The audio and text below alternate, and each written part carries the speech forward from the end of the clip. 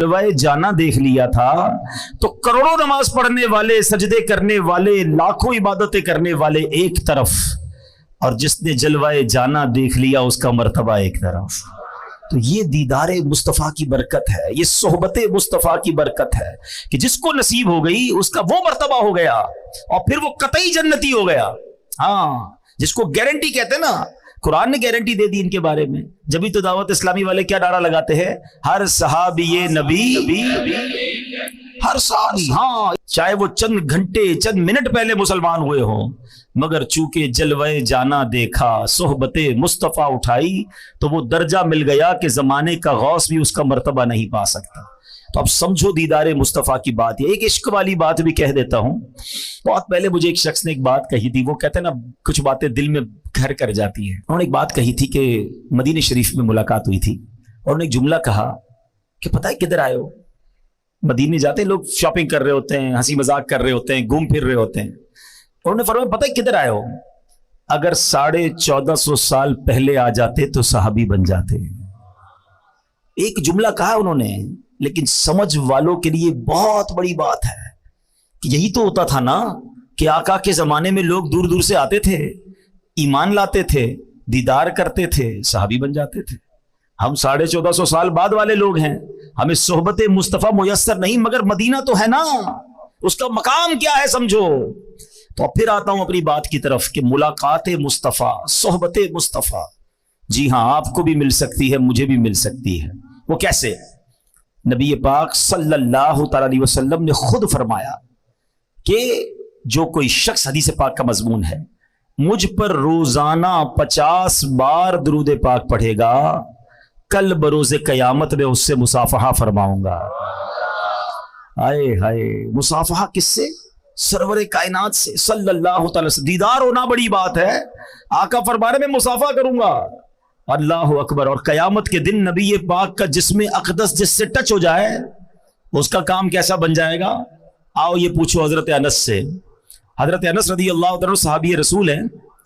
आपके घर में एक दस्तरखान था, एक बड़ा सा रुमाल था। जब भी उस रुमाल को धोने की जरूरत पेश आती थी ना, तो हजरत अनस क्या करते थे, उस रुमाल को आग में डाल देते और थोड़ी देर बाद बाहर निकालते, तो मैल जल जाता था, कपड़ा साफ हो जाता था। हम क्या करते हैं, वॉशिंग मशीन में डालते हैं, वो आग में डालते थे। किसी साहबी ने कहा हुजूर ये कौन सा तरीका है मैल साफ करने का? आपने फरमाया बात यह है कि एक बार सरकार दो आलम सल्लल्लाहु ताला अलैहि व आलिहि वसल्लम मेरे घर तशरीफ लाए थे। मेरे आका ने इस कपड़े को हाथ लगाया है, जब से हाथ लगाया है दुनिया की आग असर ही नहीं करती है। अब मुझे बताओ, जब कपड़े पर नबी पाक हाथ लगा लें, दुनिया की आग असर ना करें, जिस मुसलमान से हाथ मिला लें उसका क्या हाल हो जाएगा? फिर जहन्नम की आग ने क्या करना है? वो नात का शेर है ना, आका का गदा हो ए जहन्नम में तू भी सुन ले, वो कैसे जले जो के गुनाह में मदनी हो, वो कैसे जले जो के गुनाह में मदनी हो। अब दुरूद पाक, अब सोच लो कितने पढ़ने हैं दरूद। कंजूसी ना करो, दरूद पढ़ने पकड़ लो इसको। बीमार हो दुरूद पढ़ो, परेशान हो दुरूद पढ़ो, रोजी का प्रॉब्लम है दुरूद पढ़ो, औलाद चाहिए दुरूद पढ़ो, टेंशन है दुरूद पढ़ो, मदीने जाना है दुरूद पढ़ो, दीदारे मुस्तफ़ा करना है तो दुरूद पढ़ो। हाँ, हर दर्द की दवा है सल्ले अला मुहम्मद, तावीज़े हर बला है सल्ले अला मुहम्मद। मैं भी नियत करूं और आप भी नियत करें, कसरत के साथ दुरूद पाक पढ़ने हैं। आइए मिलकर मोहब्बत के साथ बाआवाज़ बुलंद दुरूद पाक पढ़ ले। सल्लु अलल हबीब सल्लल्लाहु ताला अला मुहम्मद सल्लल्लाहु अलैहि वसल्लम। एक बहुत ही खूबसूरत हदीस पाक, उसमें एक बड़ा प्यारा वाकया, और ये बुखारी शरीफ में हदीस पाक मौजूद है, और ये हदीस का मैं आपको खुलासा पेश करूंगा। अमेजिंग स्टोरी है, कमाल का सबक आमोज वाकया है। चले एक छोटी सी बात और कर लो, इशारा कह के निकल जाऊंगा। कुछ लोग कहते हैं यार आप वाकयात बड़े सुनाते हैं, कोई कुरान और हदीस की बात किया करो। واقعات بڑے سناتے ہیں، تو میں تو بخاری سنا رہا ہوں۔ نبی پاک علیہ الصلوۃ والسلام نے جا بجا صحابہ کو واقعات بتائے ہیں۔ اچھا قرآن پاک جس نے پڑھا ہے، چلو ہم قرآن کی بات کرتے ہیں، قرآن میں کتنے واقعات ہیں؟ 100 سے زیادہ واقعات قرآن میں ہیں۔ سورہ بقرہ کو بقرہ کیوں کہتے ہیں؟ بقرہ کہتے ہیں گائے کو، اس میں گائے والا واقعہ ہے۔ سورہ نمل چونٹی کی سورت، چونٹی کا واقعہ ہے، ٹھیک ہے جناب۔ سورہ کہف میں 3 واقعات موجود ہیں، ٹھیک ہے نا۔ تو واقعات ہی واقعات ہے، 100 کے قریب واقعات۔ سورہ یوسف پورا حضرت یوسف علیہ السلام کی سیرت کا واقعہ موجود ہے۔ تو نہ جانے کیوں ان کو پرابلم ہے۔ ایکچولی پہلے سمجھے بات، قرآن میں واقعات کیوں ہیں، حدیث میں واقعات کیوں ہیں۔ اب سائنس جا کر سمجھی ہے۔ اب آپ دیکھیں بچوں کو کوئی بھی بات سکھانی ہوتی، کوئی سٹوری سناتے ہیں اسکول میں، کیوں سناتے ہیں؟ سٹوری سے بات سمجھ آ جاتی ہے، فٹ ہو جاتی ہے ادھر۔ یہ انسان کی سائیکی ہے، انسان کی نفسیات ہے، قرآن کا اسلوب ہے، قرآن کا انداز ہے کہ سمجھانا ہے تو پچھلی قوموں کے واقعات قرآن نے بیان کیے، پھر سمجھایا انہوں نے ایسا کیا، تم نہ کرنا ورنہ وہ برباد ہوئے تم بھی برباد ہو جاؤ گے۔ بالکل اسی طرح احادیث میں واقعات بھرے ہوئے ہیں۔ تو جن کو واقعات سے پرابلم ہے، لگتا ہے انہوں نے خود قرآن و حدیث نہیں پڑھی ہے۔ اب میں بخاری شریف کا واقعہ سنانے جا رہا ہوں، اب غور سے سنیے گا۔ نبی پاک علیہ الصلوۃ والسلام نے فرمایا کہ بنی اسرائیل کے 3 آدمیوں کا یہ واقعہ بیان کیا کہ بنی اسرائیل میں 3 شخص تھے۔ ان میں سے ایک برس یعنی کوڑ کے مرض میں گرفتار تھا، ایک گنجا تھا، اس کے بال ہی نہیں آتے تھے، ایک بندہ تھا جو اندھا تھا، اس کی آنکھیں نہیں تھیں۔ اب اللہ کریم کی طرف سے ان کا امتحان سلیکٹ ہوا کہ ان کا امتحان کرنا ہے۔ تو اب کیا ہوا، ایک انسانی صورت میں فرشتہ آیا اور اس نے آ کر پہلے برس کے مریض سے پوچھا، جس کے جسم پر کوڑ کا مرض تھا، کہ تجھے سب سے زیادہ کیا چیز پسند ہے؟ تو یہ انسان کی فطرت ہے کہ وہ وہی پسند کرتا ہے جو اس کے پاس نہیں ہوتی ہے، یہ ایک انسان کی پرابلم ہے۔ تو اس کے جسم پر سفید داغ تھے، دھبے تھے، کوڑ کا مرض تھا، کہ مجھے اچھا رنگ اور صاف جلد بڑی پسند ہے۔ فرشتے نے اس کے جسم پر ہاتھ پھیرا، ہاتھ پھیرنا تھا کہ اس کا جسم بالکل صاف ستھرا ہو گیا، جلد بھی صاف ستھری ہو گئی، کوڑ کا مرض ختم ہو گیا۔ اب اس سے پوچھا تجھے کون سا مال زیادہ پسند ہے؟ تو وہ کہتا ہے مجھے اونٹ بڑے پسند ہیں۔ تو فرشتے نے اس کو ایک حاملہ اونٹنی دی، بچہ دینے والی اونٹنی دی اور برکت کی دعا دی اور فرشتہ چلا گیا۔ اب فرشتہ گنجے کے پاس آیا کہ تجھے کیا پسند ہے؟ کہتا ہے میری تو تمنا یہ بس بال آ جائے، سر پہ بال ہی نہیں ہے، بڑی کوشش کی ہے مگر بال نہیں ہے۔ تو فرشتے نے اس کے سر پر ہاتھ پھیرا، بہترین بال آ گئے، بڑا خوبصورت بال آ گئے۔ کہا اچھا بتا مال کون سا پسند ہے؟ تو وہ کہتا ہے کہ بس مجھے ایک گائے بڑی پسند ہے۔ اس زمانے میں جانور مال ہوتا تھا۔ اب بھی جو گاؤں گوٹ کے لوگ ہیں نا، شاید شہر والوں کو سمجھنا آ رہا ہو کہ پیسے مانگنے تھے، گاڑیاں مانگنی تھی، کیا کسی نے اونٹ مانگا، کسی نے گائے مانگی۔ گاؤں گوٹ کے لوگوں کے لیے اب بھی یہ ان کا مال ہوتا ہے، ہم شہر والے ہمیں شاید اس کا اندازہ نہیں۔ بہرحال اس نے کہا کہ مجھے گائے بڑی پسند ہے۔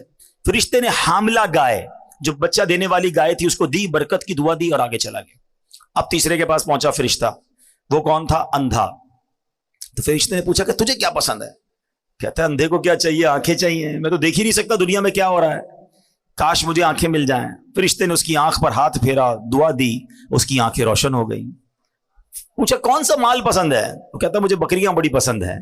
فرشتے نے اسے حاملہ بکری دی، بچہ دینے والی بکری دی اور دعا کی، برکت کی اور چلا گیا۔ اب اللہ کا کرنا دیکھیں کہ جو برس والا تھا اس کو اونٹنی دی تھی، گنجے کو بال بھی دی اور گائے بھی دے دی، اندھے کو آنکھیں بھی مل گئیں اور بکریاں بھی مل گئیں۔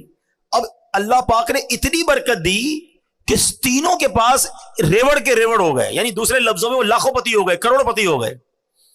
اب کچھ عرصے کے بعد وہی فرشتہ دوبارہ گیا ان کے پاس، اور اب اور شکل میں گیا، ایک غریب آدمی کی شکل بنا کر، اور وہ جو برس والا تھا، کوڑی تھا، جس کو برس بھی ٹھیک ہو گیا، بہت ساری اونٹنیاں بھی ہو گئی، تو کہا میں غریب آدمی ہوں۔ فرشتہ اس کے پاس جا کے کہتا ہے اور میرے پاس کچھ کھانے پینے کو نہیں، زیادہ راہ بھی نہیں ہے، اللہ تعالیٰ نے تجھے کتنی خوبصورت جلد دی ہے، کتنا خوبصورت جسم دیا ہے، اتنے سارے اونٹ بھی دیے ہیں، ایک اونٹ مجھے دے دو تاکہ میں بھی منزل تک پہنچ جاؤں۔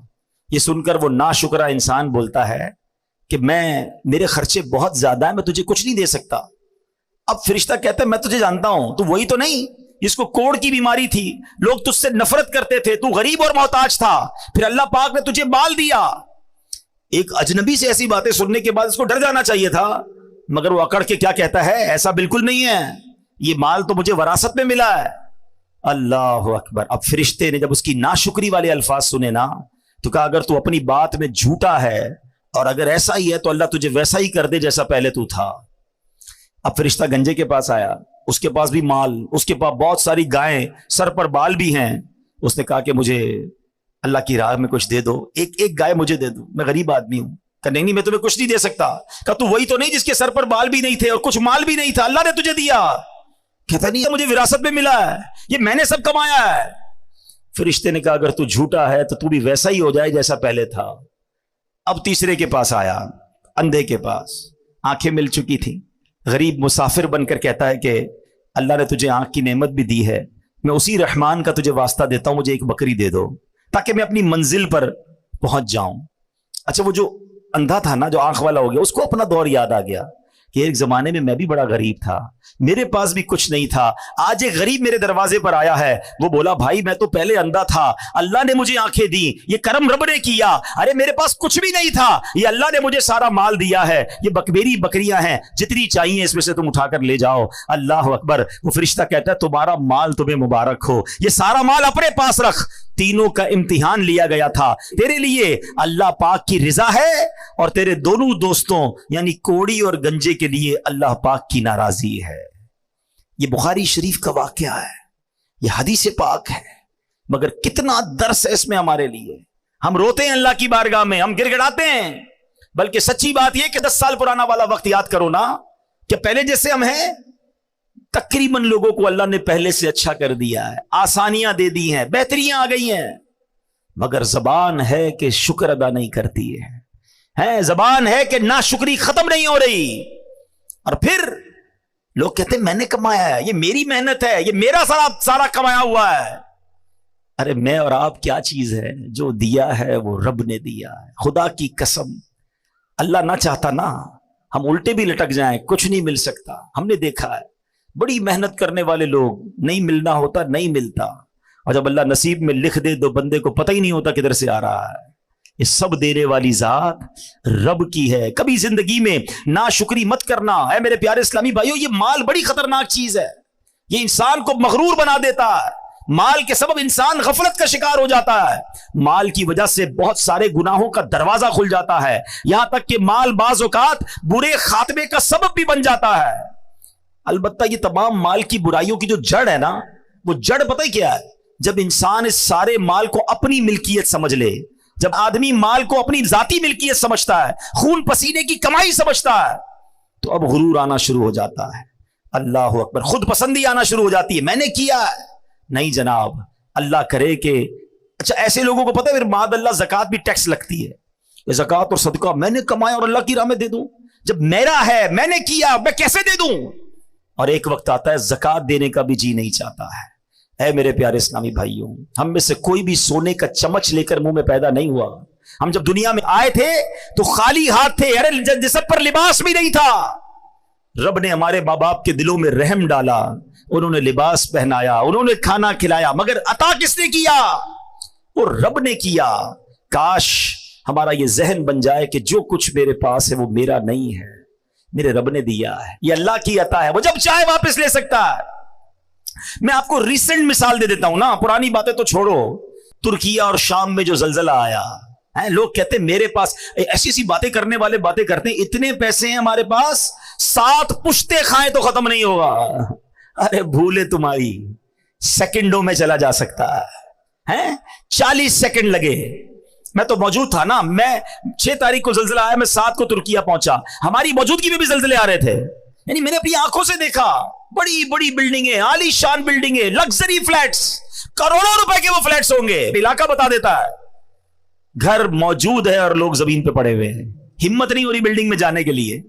ہم نے ساری رات روڈ پہ گزاری، ہمارا فیضان مدینہ سامنے تھا، اسلامی بھائیوں نے کہا اندر کمبل بھی پڑے ہوئے ہیں، کسی نے کہا تکیہ بھی ہے، کسی نے کہا فریج میں سامان کھانے پینے کا بھی، ہمارے پاس کھانا بھی نہیں تھا، کھانے کو کچھ نہیں تھا، ایک ڈبل روٹی میں ہم نے تھوڑا تھوڑا کھایا، تو کسی نے کہا جا کے لے آؤں، کسی نے کہا نہیں اندر مت جانا، ہلکا سا بھی جھٹکا آیا تو پوری بلڈنگ میں کریکیں گر جائے گی۔ یقین کریں اللہ کی قدرت اپنی آنکھوں کے سامنے دیکھی کہ کروڑوں روپے کے گھر ہیں، سامان ہیں، کسی کی ہمت نہیں ہو رہی اپنے گھر میں جانے، کیونکہ ہر 1-2 منٹ بعد ایک بلڈنگ گر رہی تھی، تھوڑا سا زلزلہ آتا ایک اور گر جاتی، تھوڑا سا آتا ایک اور گر جاتی، کریک سب میں پڑ چکے تھے۔ تو 40 سیکنڈ کے اندر 7 पुश्तों तक खाएंगी तुम्हारी औलाद। भूल है तुम्हारी, रब चाहे ना तो सेकंडों में मालदार गरीब हो सकता है। ज़कात देने वाला ज़कात लेने वाला बन सकता है, सेहतमंद मोहताज हो सकता है। पैर टूट गए, हाथ टूट गए, हड्डियां टूट गई, जिंदा लोग दुनिया से चले गए, और ऐसी बेबसी की मौत आई है। प्यारे इस्लामी भाइयों, अल्लाह हमारे सारे मुसलमान भाई बहनों की मगफिरत फरमाए जो इसमें शहीद हुए। वो आवाजें देते रहे, मैं मौजूद था, मुझे इस्लामी भाई ने कहा 32 अफराद इस बिल्डिंग में मौजूद हैं और जिंदा हैं, आवाजें आ रही हैं। अच्छा, कई आपने भी सोशल मीडिया पर देखा होगा, कई जगहों से तो अंदर बिल्डिंग से वीडियोस बना बना के लोग भेज रहे थे, हम जिंदा हमें निकालो, क्योंकि वो जलजले में बिल्डिंग ऐसे क्रैक हुई थी कि उनके ऊपर नहीं गिरा मलबा, मगर रास्ता बंद हो गया। अब जब तक बिल्डिंग कटेगी नहीं, बंदा बाहर नहीं निकलेगा। तो बच्चे अंदर, औरतें अंदर, मर्द अंदर, मगर कोई निकाल ना पाया। 2-3 दिन तक तो आवाजें देते रहे, जब तक मोबाइल की बैटरी चलती रही, फोन करते रहे। उसके बाद मोबाइल की बैटरी भी खत्म हो गई और सांसें भी खत्म हो गई। मेरा है, मैंने कमाया है, मेरी मेहनत है, मैंने इतनी बिल्डिंगें बना ली, मैंने इतने पैसे बना लिए। अरे कुछ मैंने नहीं किया है, ये सब मेरे अल्लाह ने दिया है, सब मेरे मालिक का एहसान है। मैं भी भीख मांगने वाला हो सकता था, मैं भी रोड पर सोने वाला हो सकता था, मैं भी जनाब फटे पुराने कपड़े पहनकर बाजारों में घूमने वाला हो सकता था। अगर आज सवारी दी है तो रब ने दी है, आज घर दिया है तो रब ने दिया है, आज औलाद दी है तो रब ने दी है। अरे इन बेचारे गरीबों की तो शादियां भी नहीं होती हैं। आज मेरे और आपके पास फैमिली है ना, बीवी है, बच्चे हैं, शुक्र अदा करो, क्योंकि रब ने इज्जत दी तो शादी हुई ना। यही ना होती तो कैसे कर रिश्ता होता। कई गरीब है बेचारे, रोडों पे सोते हैं, खाने को कुछ नहीं, कचरा उठाते हैं, कौन शादी करता है उनसे, फैमिली भी नहीं बन पाती उनकी। तो मैंने ऐसा क्या कमाल किया कि अल्लाह ने मुझे इतना कुछ दे दिया, और फिर भी मैं शिकवा करूं, फिर भी मैं शिकायत करूं, फिर भी मैं कहूं कि मेरे पास कुछ नहीं, मैं पीछे रह गया। कभी शिकवा ना करना और कभी इतराना नहीं। जो दिया है रब ने दिया है, मेरा कुछ नहीं है, अल्लाह ने दिया। ये जहन बना लो मेरे प्यारे इस्लामी भाइयों। और फिर अगर माल का हक अदा करना है ना, तो फिर अल्लाह की राह में खर्च करो। जब है ही अल्लाह का, जब हम ये मान लेंगे, ये समझ लेंगे ये रब का है, अल्लाह ने दिया है, तो फिर खर्च करना भारी नहीं हो जाएगा। पैसे वाले तो बड़े आए, लोग कहते पैसे वाला होना चाहिए। अरे पैसे वाला कारून भी था और पैसे वाले उस्मान गनी भी थे। हैं, अल्लाह कारूनी माल ना दे, उस्मानी माल अता फरमा। अल्लाह से दुआ मांगा करो, या अल्लाह पैसे दे दे, नहीं ये ना कहा करो, अल्लाह माल दे तो तेरी राह में खर्च करने का दिल भी अता फरमा, माल दे तो उस्मानी माल अता फरमा। मैं कई बार सुनता रहता था, पढ़ा भी था कि हजरत उस्मान गनी के माल में अल्लाह ने कितनी बरकत दी। पता है क्या करते थे वो? हर बार खर्च कर देते थे अल्लाह की राह में, दिल खोल कर खर्च करते। अल्लाह ने बरकत कैसी डाली। आप दुनिया से चले गए, आपके बाग रह गए, आपके कुएं रह गए। हजरत उस्मान का बाग आज भी मदीने में मौजूद है, कुआं भी मौजूद है, और प्रॉपर्टीज भी हैं। तो गवर्नमेंट ने क्या किया कि एक वक्फ उस्मान बना दिया। जितने पैसे उस बाग से, उन प्रॉपर्टी से आते हैं, उससे वो गरीबों की मदद करते हैं। मुझे बताया किसी ने रिसेंटली कि मदीने शरीफ में एक होटल है, 5 स्टार या 4 स्टार होटल है, उसका नाम ही वक्फ उस्मान होटल है।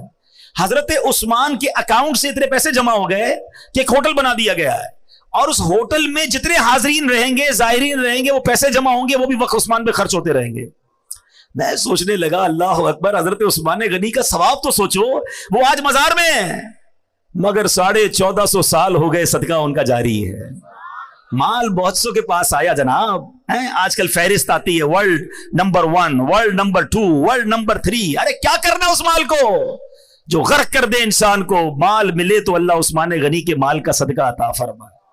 कारून के पास क्या था, कितना माल था आपको पता है?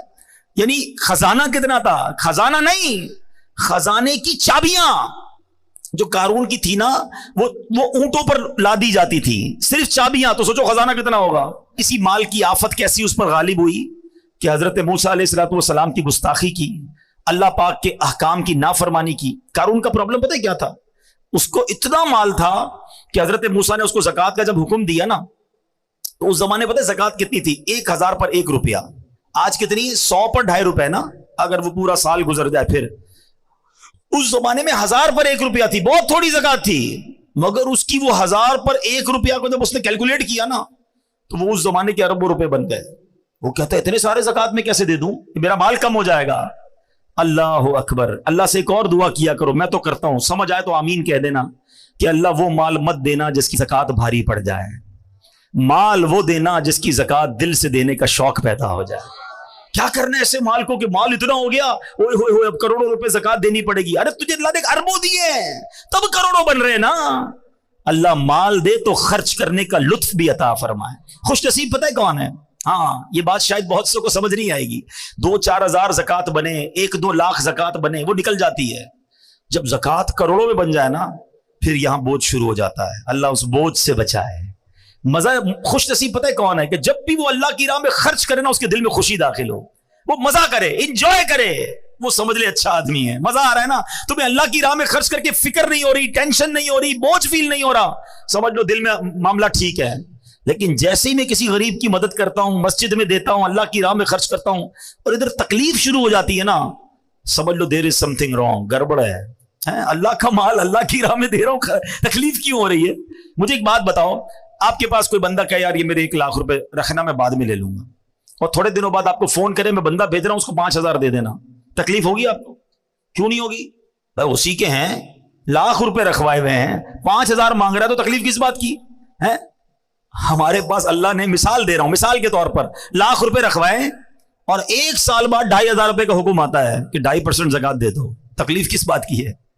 تکلیف پتہ کس بات کی؟ یہ میرے ہیں. اگر جس دن تم نے مان لیا نا اللہ کے ہیں, تو کوئی تکلیف نہیں ہوگی. اللہ تیری راہ میں دے رہا ہوں. اچھا مزے کی بات کیا ہے؟ اللہ کی راہ میں دیتے ہو, اللہ اور بڑھا دیتا ہے.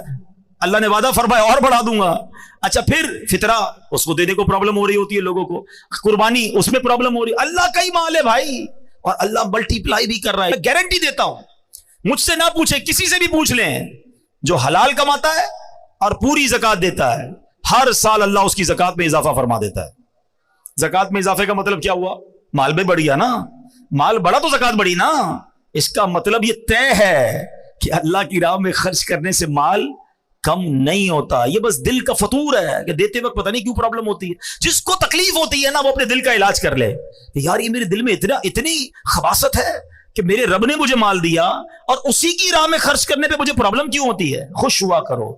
سچی بات یہ ہے, میں نے کئی سال پہلے ایک جملہ کہا تھا, دوبارہ کہہ دیتا ہوں, اللہ کرے میرے بھی دل میں بیٹھ جائے, آپ کے بھی دل میں بیٹھ جائے, کہ جب بھی اللہ کی راہ میں خرچ کیا کرو نا, سجدہ کیا کرو, شکر ادا کیا کرو, یا اللہ تیری مہربانی, تو نے دینے والا بنایا, مانگنے والا نہیں بنایا. ہاں یہ رب کی مہربانی ہے. اور جس دن تم دینے والے, خوشی والے بن گئے نا, اللہ یہ ہاتھ دینے والا ہی رکھے گا, کبھی مانگنے والا نہیں بنائے گا, کیونکہ تمہیں دینے میں خوشی ہو رہی ہے. پرابلم جن کو ہوتی ہے نا, جن کو زکوٰۃ بوجھ فیل ہوتی ہے, وہ اپنا علاج کرے. تو قارون کا یہی پرابلم تھا.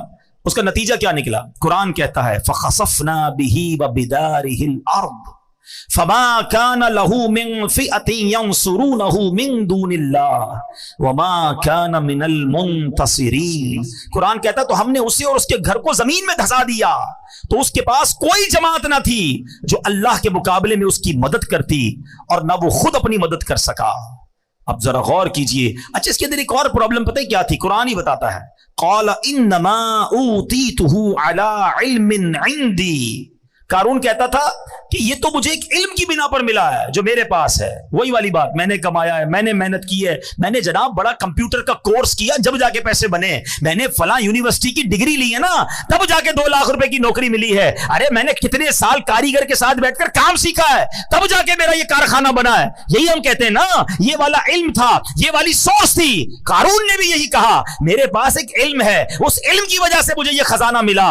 اللہ اکبر. یہی بری سوچ تھی, یہی اس کی باطل سوچ تھی کہ قارون غضب الہی کا شکار ہوا اور برے خاتمے میں مبتلا ہو گیا. کچھ نہیں ہے میرے پاس, جو دیا ہے رب نے دیا ہے. فقط اللہ کی مہربانی سے تمہیں ترقی مل رہی ہے. ہمیشہ میرے پیارے اسلامی بھائیوں یہ ذہن رکھیے گا. ارے سبحان اللہ, علامہ ابو الحسن شاذلی فرماتے ہیں کسی شے کے متعلق ملکیت کا دعویٰ کرنے اور دل میں اس کی ملکیت کا خیال لانے سے بچو, کیونکہ جو بندہ ملکیت کا دعویٰ کرتا ہے وہ کامل مومن نہیں ہوتا. اللہ پاک تو خود فرماتا ہے ان اللہ اشتری من المؤمنین انفسهم واموالهم, بے شک اللہ نے مسلمان سے ان کے مال اور جان خرید لیے ہیں. ہم تو بک چکے ہیں بھائی, جنت کا سودا ہوا ہے نا, اللہ کے حبیب نے سودا کروایا ہے. ہم نے اپنے مال اور اپنا جان اللہ کی بارگاہ میں بیچ دیا ہے. تو جب ہمارا ہے ہی کچھ نہیں تو پھر دعویٰ کیسا؟ اللہ کرے کہ ہمارا یہ ذہن بن جائے. اچھا ایک اور خوبصورت بات, ابھی جو میں مثال دے رہا تھا کہ کوئی بندہ ₹1,00,000 ہمارے پاس رکھوائے اور ₹5,000 مانگے تو ہمیں کیا کہے گا؟ آپ کی مہربانی آپ نے 5,000 دے دیے, نہیں کہے گا نا, اسی کے پیسے تھے اس نے مانگے. مگر اللہ کی شان دیکھو, مال دیا رب نے, احسان کیا رب نے, اور اب جب ہم اللہ کی راہ میں خرچ کرتے ہیں تو اللہ قرآن میں کیا فرماتا ہے؟ سبحان اللہ, میرے رب کی شان کریمی دیکھو. اللہ قرآن میں فرماتا ہے من ذا الذی یقرض اللہ قرضا حسنا, ہے کوئی جو اللہ کو قرض حسن دے؟ ارے ذرا سوچے, یا اللہ تیرا مال ہے, ہماری کیا اوقات کہ تجھے قرض دیں؟ اللہ فرماتا ہے کوئی جو اللہ کو قرض حسن دے؟ فَيُضَاعِفَهُ لَهُ أَضْعَافًا كَثِيرًا, تو اللہ اس کے لیے بہت گنا بڑھا دے. وَاللَّهُ يَقْبِضُ وَيَبْسُطُ, اور اللہ تنگی اور کشائش یعنی کھول دیتا ہے. وَإِلَيْهِ تُرْجَعُونَ, اور تمہیں اسی کی طرف پھر جانا ہے. اللہ اکبر. تفسیر صراط الجنان میں اس آیت کے تحت ہے کہ راہ خدا میں اخلاص کے ساتھ خرچ کرنے کو قرض سے تعبیر فرمایا. یہ اللہ کا کمال درجے کا لطف و کرم ہے, کیونکہ بندہ بنایا ہوا اسی کا, مال اس کا عطا فرمایا ہوا, حقیقی مالک وہ, جبکہ بندہ اس کی عطا سے مجازی ملک رکھتا ہے. مگر قرض سے تعبیر کیوں کی گئی؟ علماء نے بڑی بحث کی. اللہ یہ فرما دیتا ہے کوئی جو اللہ کی راہ میں خرچ کرے, یہ کیوں فرمایا ہے کوئی جو اللہ کو قرض دے؟ اس کی پتہ وجہ کیا ہے؟ علماء کہتے ہیں جب بندہ کسی کو تحفہ دیتا ہے نا, گفٹ کرتا ہے, تو واپسی کی امید نہیں ہوتی ہے, دے دیا نا. اور کسی کو قرضہ دیتا ہے تو کیا ہوتا ہے؟ واپس ملے گا. کب دو گے بھائی؟ مہینے کے کتنے دو گے؟ گارنٹی کیا ہے؟ قرضہ الگ ہے, تحفہ الگ ہے. رب نے یہ نہیں فرمایا ہے کوئی جو اللہ کی راہ میں دے دے, فرمایا ہے کوئی جو اللہ کو قرض دے. سمجھ رہے ہو بات کو؟ اس کا مطلب یہ ہوا, یہ وعدہ کیا جا رہا ہے تم میری راہ میں خرچ کرو, میں تمہیں بڑھا کے واپس لوٹاؤں گا. ملنا ہی ملنا ہے, واپس آنا ہے. کاش یہ بات, یہ فارمولا سمجھ آ جائے. بلکہ سچی بات بتاؤں, اگر کوئی غریب بیٹھا ہے نا میرا بھائی, روزگار کا پرابلم ہے, قرضے میں ڈوب گیا ہے, کوئی پرابلم آ گئی ہے, یہ مت سمجھو کہ میں اللہ کی راہ میں کیسے خرچ کروں گا.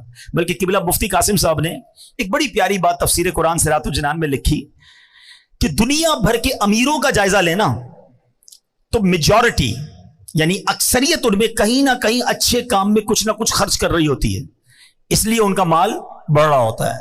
اور دنیا بھر کے غریبوں کا سروے کرے نا تو اکثریت ان میں وہ جو اللہ کی راہ میں خرچ نہیں کرتی کہ میں تو پہلے ہی غریب, میرا کیا کام خرچ کرنا. فرمایا اس لیے غربت سے نکل نہیں پا رہا.